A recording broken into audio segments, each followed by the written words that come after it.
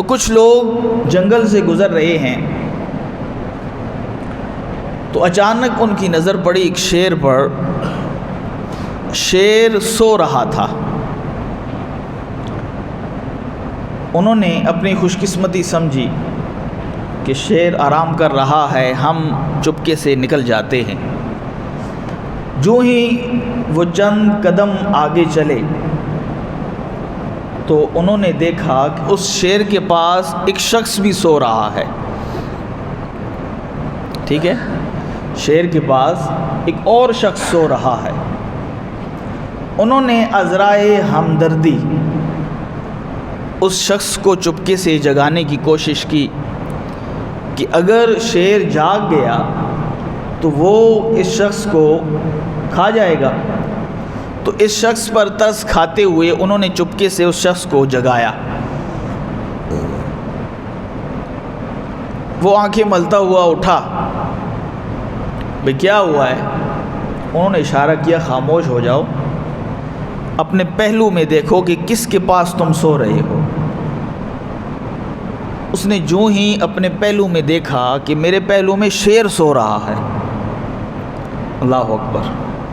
جب اس کو وہ منظر یاد آیا نا کہ اگر شیر مجھ سے پہلے بیدار ہو جاتا تو پھر میرا کیا حال ہوتا، جب اس نے شیر کو دیکھا، اس منظر کو یاد کیا، تو اس کی روح قفس عنصری سے پرواز کر گئی۔ وہ شخص مر گیا وہیں پہ۔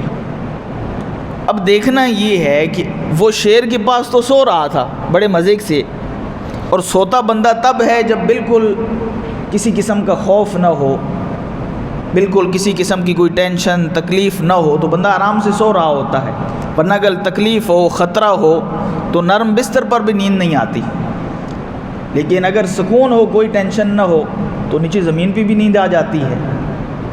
وہ شخص ابھی کچھ دیر پہلے شیر کے پاس آرام سے سو رہا تھا، اسے کوئی تکلیف نہیں تھی، ٹینشن نہیں تھی، کوئی خطرہ نہیں تھا، بڑے مزے سے وہ سکون سے سو رہا تھا۔ لیکن جب جاگا، اس کو پتہ چلا شیر کا، تو اس کی روح کیوں پرواز کر گئی، وہ کیوں فوت ہو گیا؟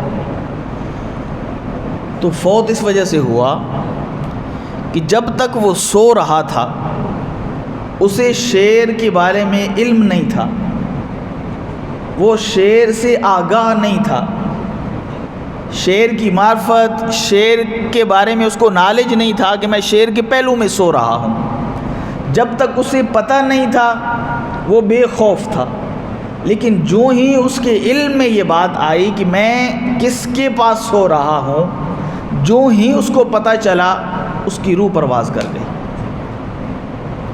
تو پتہ یہ چلا کہ جب انسان کو کسی چیز کے بارے میں آگاہی حاصل ہوتی ہے، اس کے بعد انسان پر اس چیز کے، اس نالج کے، اس جان کے، اس علم کے اثرات مرتب ہوتے ہیں۔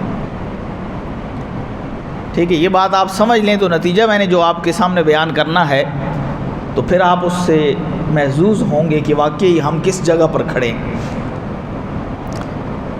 جب تک نالج نہیں تھا وہ سویا ہوا ہے، جب نالج آیا وہ فوت ہو گیا۔ اب بات ہو رہی ہے شیر کی، جو انسان کی تابع ہے، ٹھیک ہے، جس پر انسان کو حکمرانی عطا کی گئی ہے، اس شیر کی بات ہو رہی ہے جو ایک جانور ہے، جس کو انسان کی تابع کیا گیا ہے۔ اللہ اکبر، توجہ کیجئے گا، اس شیر کی بات ہو رہی ہے، اس جانور کی بات ہو رہی ہے جو انسان کی تابع ہے۔ انسان اسے کھلا دیکھتا ہے، اس کے خوف سے انسان کی روح پرواز کر جاتی ہے، انسان کانپنے لگ جاتا ہے۔ کس سے؟ شیر سے، جو انسان کی تابع ہے۔ تو توجہ کیجئے گا، جب شیر سے انسان کو اتنا خوف ہے، شیر سے انسان اتنا لرزتا ہے، شیر سے انسان اتنا ڈرتا ہے، تو انسان کو اس سے کتنا ڈرنا چاہیے جس نے شیر کو تخلیق کیا ہے، جس نے شیر کو پیدا کیا ہے، اس سے انسان کے دل میں کتنا خوف ہونا چاہیے۔ جب شیر کا اتنا رعب ہے، وہ شیر تو اس کی مخلوق ہے، جب مخلوق میں اتنا رعب ہے، اتنا دبدبہ ہے کہ انسان اس کا سامنا نہیں کر پا رہا، تو ذرا انسان سوچے، یہ جس کی مخلوق ہے، جو اس کا پیدا کرنے والا ہے، جو اس کا خالق ہے، میں اس کا سامنا کیسے کروں گا؟ اس کے سامنے میں کیسے کھڑا ہوں گا؟